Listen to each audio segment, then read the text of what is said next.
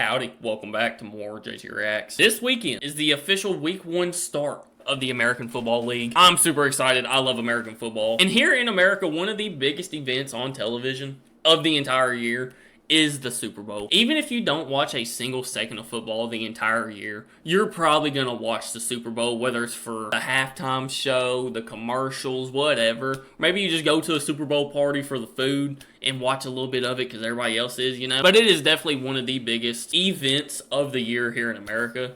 But does it even compare to the World Cup? Like, let's be honest. It's called the World Cup for a reason, you know? Like, even though the Super Bowl is so big here, I don't think it's even gonna touch the World Cup. But who knows? I mean, it could shock me. Football or soccer, whatever, it's so big. Like, I can't even process how big it is. Because, like, to me, American football is huge, but that's just in America. Like, people outside of America don't watch the NFL. But when it comes to soccer or football, so many people watch it all across the world, and then a lot of Americans have started watching it, especially here recently. It's gained a lot of popularity here in America, so I just don't think it can compare. I really don't. Like, it might even be disrespectful to compare them in the first place. I really like. So we're about to get into it. If you're new to the channel, hit that subscribe button, drop a like for more reactions like this. We're almost at 10K over here. I appreciate you guys so much. Thank you guys so much. But other than that, let's get into it. The Super Bowl can feel like the center of the sporting universe. Between the weeks-long build-up, the flashbulbs which light up the stadium while the opening kickoff hangs in the air, and the world-famous recording artist who plays to an audience of millions at half-time, the event has an aura of unquantifiable size. It really does, bro. Like, you know when the Super Bowl's happening, because, like, you can just feel it in the air. It's kind of crazy. How does it compare with the World Cup? Well, in America, it's enormous. Super Bowl 56, which saw the Los Angeles Rams defeat the Cincinnati Bengals. I'm a Rams fan. Been a Rams fan forever. Never been happier than this day right here. Dude, watching my team win the Super Bowl, incredible. Was relatively unremarkable in viewership terms. And yet, across the various broadcasting platforms, the game totaled a viewership in excess of 112 million. That's a lot. That is big. 112 million viewers. That's insane. It might be close, like, for real. That represented a rise on the previous year, but it was still significantly short of the 172 million viewers attracted by Super Bowl 51, Really? in which the New England Patriots enacted a stunning comeback against the Atlanta Falcons. Yeah, I watched that one too. That one was crazy. That one was really crazy. I was at my friend's house, he's from Georgia, and, like, he's been a Falcons fan his entire life. We were about to turn the TV off. The game was over. But then, no, it wasn't. But 2022 still described the event's penetration. According to Nielsen data published by NFL.com, 90% of all people using a television in the United States during the event on February the 13th, 2022 were watching Super Bowl 56. That's wild. That is crazy. Across the entire country, everybody that had a TV turned on was watching the Super Bowl.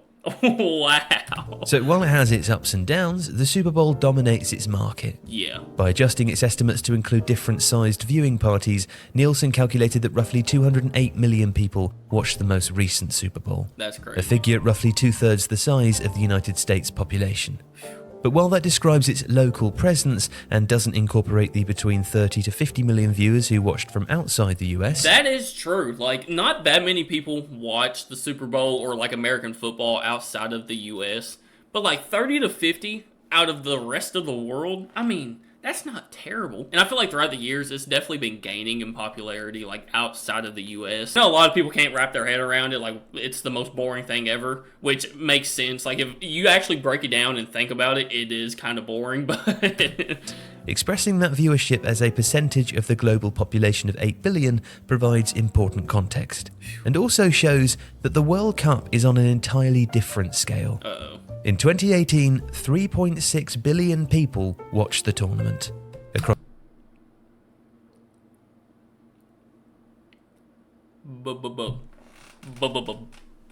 Billion? With a B? Billion? Oh. What? Why is this a video? This shouldn't be a video.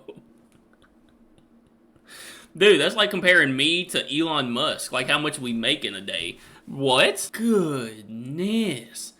I mean, I thought it was going to be a lot more. I did. I didn't think it was going to hit a billion. Nevertheless, almost 4 billion.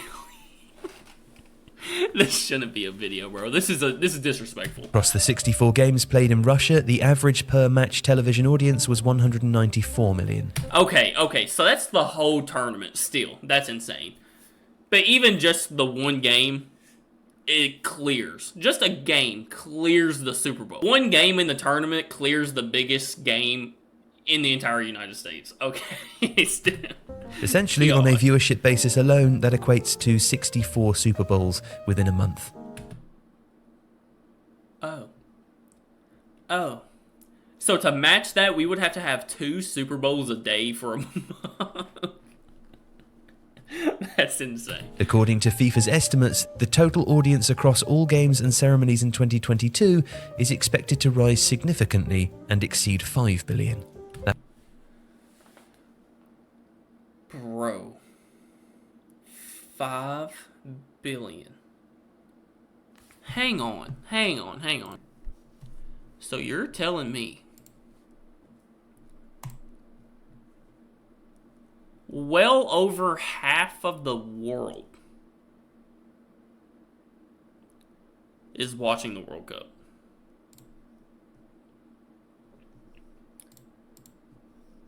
I feel bad for even watching this video because, like, this is so disrespectful. That would be greater than the 3.6 billion who watched the 2012 Olympic Games in London.